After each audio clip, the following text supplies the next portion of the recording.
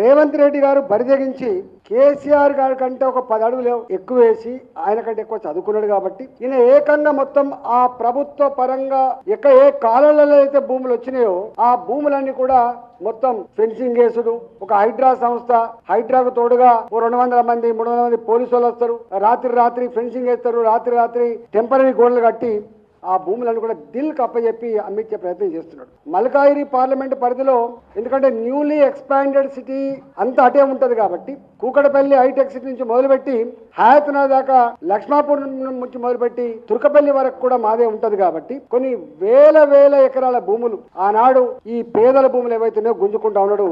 దాంట్లో మొట్టమొదలుగా దుర్మార్గం ఏంటంటే బడంగపేట అనేటువంటి ఒక మున్సిపాలిటీ ఉంటది.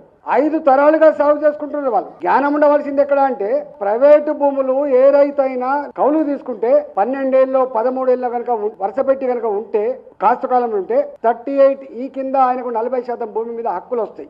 కానీ ఇక్కడ 100 సంవత్సరాల నుంచి ఉన్నప్పటికి కూడా 70-80 సంవత్సరాల నుంచి సాగు చేసుకుంటున్నప్పటికి కూడా గవర్నమెంట్ భూమి అని చెప్పి గుంజుకుంటున్నంటే ఎంత దుర్మార్గులో ఎంత మూర్ఖులో ఒకసారి అర్థం కావాలి మనకు. అంటే ప్రైవేట్ వాళ్ళ భూములు మాత్రం కబ్జా కాలంలో ఉంటే నువ్వు 38 కింద ఇస్తున్నావు, కానీ ప్రభుత్వపరమైన భూములలో ఇవాళ వాటిని మాత్రం నువ్వు గుంజుకునే ప్రయత్నం చేస్తున్నావు అంటే ఎంత భూదందాలకు పాల్పడుతున్నారు, ఎంత దుర్మార్గానికి ఒడిగడుతున్నారో దాన్ని బట్టి మనకు అర్థం కావాలి. దాంట్లో అక్కడి ప్రాంత ప్రజానికం రైతులంతా కూడా కన్నీరు మున్నీరై అయ్యా మాకున్న భూమే ఇది, ఆనాడు 45 ఎకరాల 16 గుంటల భూమి, అక్కడ 50 మంది రైతులు ఆనాడు ఉండే, ఇవాళ 400 మంది రైతులు ఉన్నారు. అయ్యా మేము తల గుంటడు కూడా రాదు ఇల్లు కట్టుకోవడానికి అని చెప్పి ఎన్నిసార్లు మొరబెట్టుకున్నా కూడా అక్రమంగా గుంజుకున్నారు తప్ప ఆనాడు టీఆర్ఎస్ ప్రభుత్వం వాళ్ళకు మాత్రం న్యాయం చేయలే. అది బడంగపేట మున్సిపాలిటీ. మా మల్లారెడ్డి గారిని అన్నాడు ధరణి పోయిందన్నా కానీ ధోరణి పోలేదు అని చెప్పి, భూభారతి దేవుడేరు భూ హారతిగా మారిపోయిందని చెప్పి చెప్తుండే నేను అక్కడ పోతే. దుండిగల గ్రామంలో సర్వే నంబర్ 452, 453 400 ఎకరాల భూమి, దాదాపు 500 మంది రైతులకు ఆనాడు కొంత పట్టాలు ఇచ్చిండ్రు, కొంత 100 సంవత్సరాలుగా 70 సంవత్సరాలుగా ఉన్న గ్రామస్తులు కాబట్టి దున్నుకుంటా ఉన్నారు. ఇవాళ ఆ భూములన్నీ కూడా దుండిగల గ్రామంలో ఉన్న మొత్తం 400 సర్వే నంబర్లో ఉన్న 500 మంది రైతుల భూములన్నీ కూడా ఇవాళ ఆక్రమించుకునే ప్రయత్నం చేస్తున్నాడు.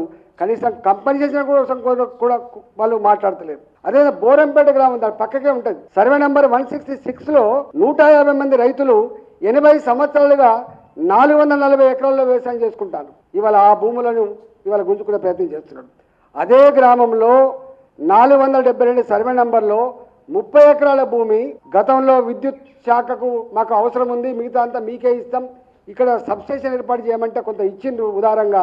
నిన్న మొన్న మొత్తం ప్రీకాస్ట్ వాటితోటి మొత్తం గోడ కడతాడు. నేను పోయి ధర్నా చేస్తే అక్కడ ఉన్న ఎంఆర్ఓ అంటాడట, అవునా 80 ఏళ్ళు ఉంటేంది 100 ఏళ్ళు ఉంటేంది, ఇది ప్రభుత్వపరమైన భూమి, అయ్యా మేము ట్యాక్స్ కట్టినాం కదా, ట్యాక్స్ నువ్వు దున్నుకున్నది కట్టినావు, పుక్కడ కట్టినావు అని చెప్పి మాట్లాడుతుంటే ఎంత అహంకారం ఉందో మనకు అర్థం కావాలి. లేటెస్ట్ అప్డేట్స్ కోసం మన నేటి ధాత్రి ఛానల్ని సబ్స్క్రైబ్ చేయండి. అలాగే మీకు నచ్చిన వీడియోని లైక్ చేసి షేర్ చేసి కామెంట్ చేయండి.